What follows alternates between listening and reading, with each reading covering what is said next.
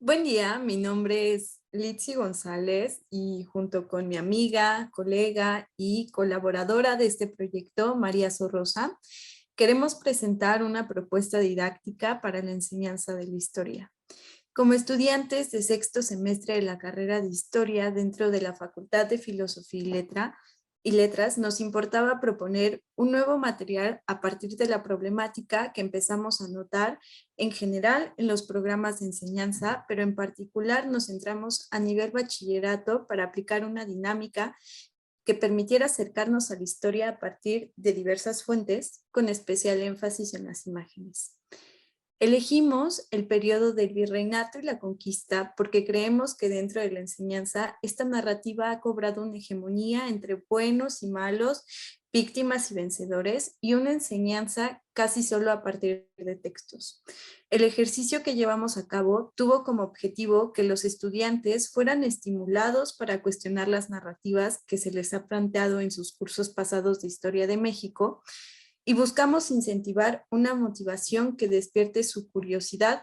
hacia la variedad de materiales, temáticas, metodologías, perspectivas y la amplia gama que significa la tarea de los historiadores para alejarnos del concepto de crítica como algo abstracto y poder trasladarlo hacia una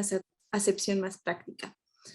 Ahora bien, nuestro enfoque teórico principalmente se basó en entender la cultura visual como una herramienta eficaz que permite acceder a las implicaciones que conlleva observar una imagen en una cultura fundamentalmente visual. Desde la postura de Thomas Mitchell retomamos que, en definitiva, el valor de la cultura visual consiste en poner de manifiesto que las interrogantes que se formulen en torno a las imágenes no deben de ser de tipo ¿qué significan o qué hacen?, sino más bien ¿cuál es el secreto de su vitalidad y qué quieren? Desde ahí partimos para que los estudiantes cuestionaran las imágenes que les presentamos. Además, retomamos también los postulados de Rousseau y un intento de fomentar la conciencia histórica a través de este material. Sin embargo, aquí supimos que, tal como la historiografía y los estudios alrededor del tema lo comprueban, la aplicación de este enfoque dentro de las aulas es complejo por múltiples factores. Uno de ellos es el desconocimiento del desarrollo que cada individuo ha tenido, lo cual nos obstaculizó el proceso de identificación a la par de la conciencia histórica. Así vimos que en una sesión es complicado explicar de qué manera los estudiantes pueden concebirse a sí mismos como actores históricos, y pensamos que tal vez la brevedad en la actividad de evaluación no permite saber a profundidad si asimilaron la complejidad del tema. Por último, pensamos que tanto los contenidos que ellos han realizado, la dinámica interna y el temario de su curso regular también limitan nuestra intervención debido a que es un breve ejercicio que se enfrenta a condiciones educativas adversas mucho más profundas. Pero a continuación les explicaremos cómo se llevó a cabo nuestra dinámica y nuestros resultados. En nuestra intervención intentamos establecer un diálogo con las y los estudiantes, y una de las primeras preguntas para acercarnos acerca de cuáles eran sus conocimientos previos fue esta: si tuvieras que hacer una investigación, ¿a qué lugares te remitirías? Lo que esperábamos de esta respuesta era justamente que las y los estudiantes nos mencionaran los lugares típicos a los que nos remitimos cuando se enseña la historia de una manera tradicional, es decir, a bibliotecas, a libros y muy probablemente algunos periódicos y demás textos. Entonces, incentivamos a que pensaran de otra manera, a que pensaran en realidad si podían existir otras posibilidades a partir de las preguntas históricas. Por ejemplo, las canciones, algunos edificios o otro tipo de acercamientos. En este caso, pusimos estos tres ejemplos: el de Oscar Chávez, el de la Catedral Metropolitana y la Ópera del Orden. Esto intentó ser una motivación para que diversificaran su pensamiento sobre las imágenes y sobre otro tipo de fuentes que se podían construir. Nuestra pregunta estructural fue: ¿de qué manera influyen las imágenes y sus reproducciones en tu vida diaria como parte de tu entorno? Vinculando esta pregunta no solamente a la cultura visual, sino a cómo las y los estudiantes formaban parte de este mismo entorno y cómo ellos eran capaces de modificar y de crear las fuentes, haciéndolos partícipes de la historia, así como de conceptualizar las imágenes a partir de una problemática histórica. El primer ejemplo que les pusimos intentaba hacer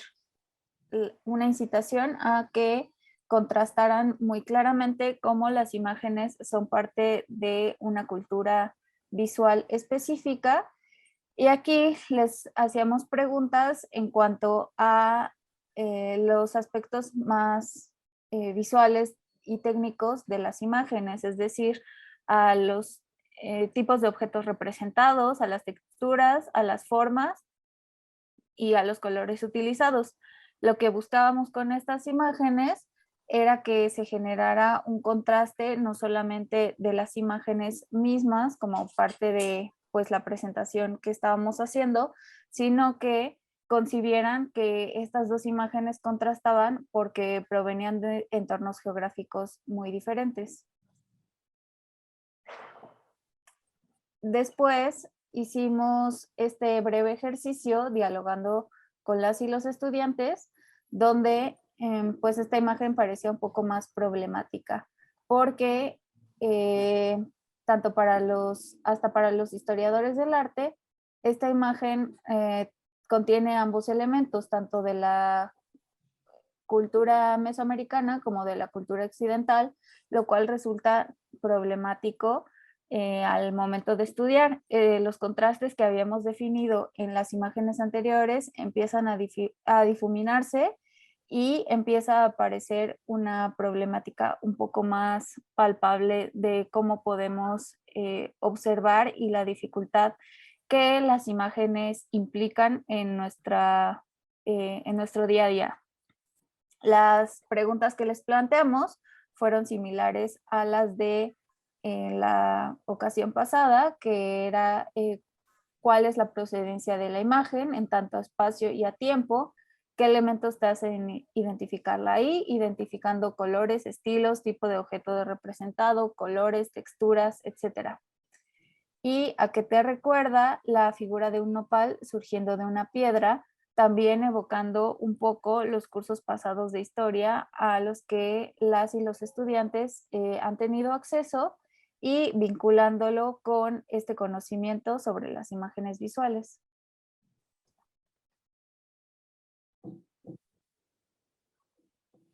Después, una vez que los estudiantes ya habían hecho ese ejercicio con María, lo que les presentamos fue el estudio de este Mosley, el cual nos dijo también en diálogo y a partir de estas preguntas de qué veían los estudiantes, pues la conjunción de las dos culturas, un acercamiento al periodo y también la construcción de una narrativa. Porque bueno, lo que nos interesaba principalmente era esta imagen para ver si ellos lo podían reconocer, lo podían asociar con su cotidianidad y después presentarles que seguía vigente, ¿no? Entonces, aquí exploramos cómo las narrativas históricas se arrastran en el devenir y se construyen nuevas cosas a partir de la visualidad. Fue en este momento que exploramos un poco la conciencia histórica, cómo ellos pueden ser actores, cómo se retoma la visualidad, cómo se configuran los discursos y a partir de la crítica se puede saber por qué se están usando, con qué intención se están usando y cómo todo esto puede ser tomado como una fuente histórica.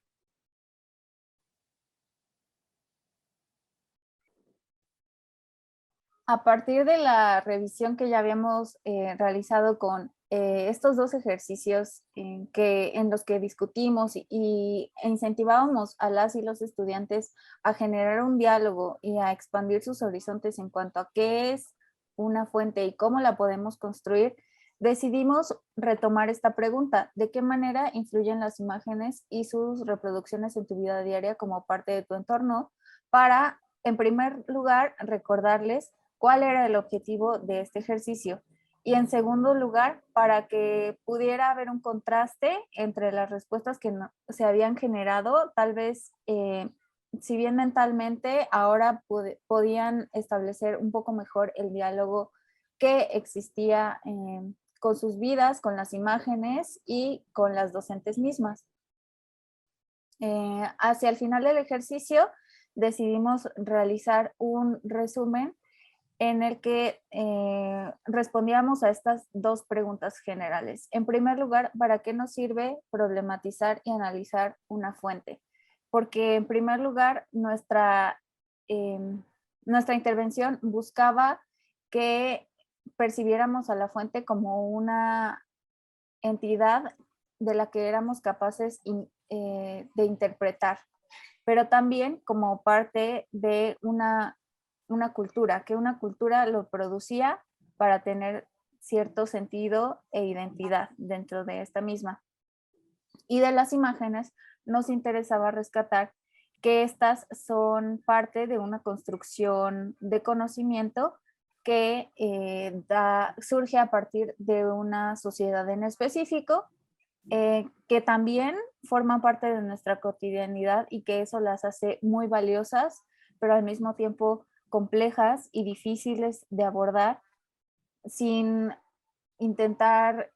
atemorizar a las y los estudiantes, sino por el contrario, el hecho de que se encontraran en nuestra vida cotidiana nos hace tener un acceso más directo hacia ellas y por lo tanto, de qué manera podemos rescatar cuáles son los valores, pensamientos y acciones de una sociedad.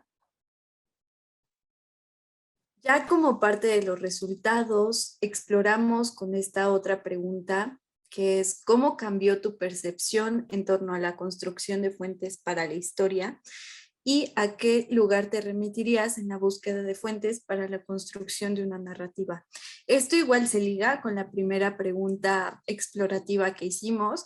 y los resultados fueron positivos en el sentido en que ya no solo eran fuentes escritas, sino que hubo una ampliación a su panorama de ver las fuentes en su entorno, en objetos de su casa. Recibimos respuestas incluso de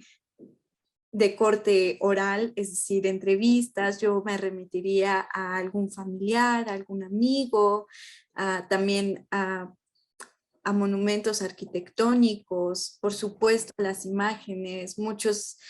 se quedaron con la idea de los museos. Entonces, bueno, en ese sentido tuvimos resultados amplios a partir de nuestro ejercicio, nuestra dinámica, y podemos pasar a estas gráficas que lo demuestran. Sí, en estas imágenes lo que podemos observar es el cambio de percepción en cuanto a qué es una fuente y cómo somos capaces de abordarlas, ¿no? La primera imagen, la de la izquierda, de fondo un poco más oscuro, podemos ver cómo en primer lugar aparece el internet, biblioteca, entrevista, revistas, libros y pues también aparece museos, porque generalmente tenemos esta idea de pues el Museo de Antropología e Historia en general, pero por ejemplo palabras como videos, pinturas, el centro histórico, parques, etcétera, etcétera, aparecen de un tamaño bastante disminuido, a diferencia de la siguiente imagen, donde podemos ver que las palabras retoman una jerarquía distinta en la que los lugares, por ejemplo, tienen un énfasis mucho mayor y no solamente, digamos, podemos ver estos resultados en en el tamaño de las palabras, que está proporcionalmente relacionado al número de respuestas que esa palabra tuvo, sino también a la diversidad de nuevas palabras que se adquieren en los resultados de la intervención.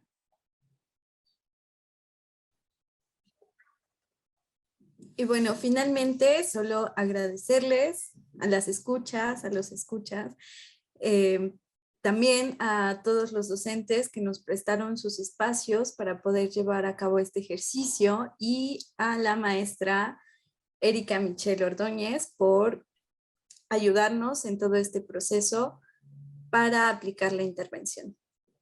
Gracias. Muchas gracias.